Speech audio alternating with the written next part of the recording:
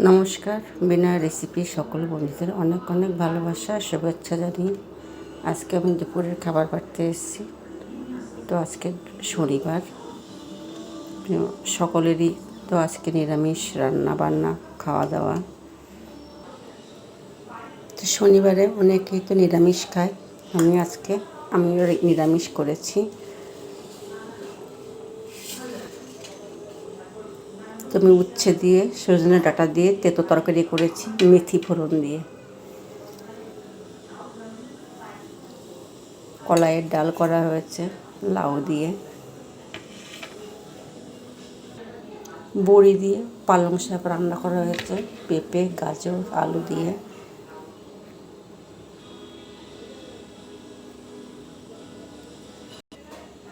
Soybean আলুর তরকারি,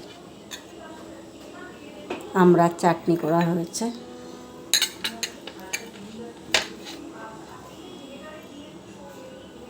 পাঁপড়, দুরকম পাঁপড় ভাজা হয়েছে।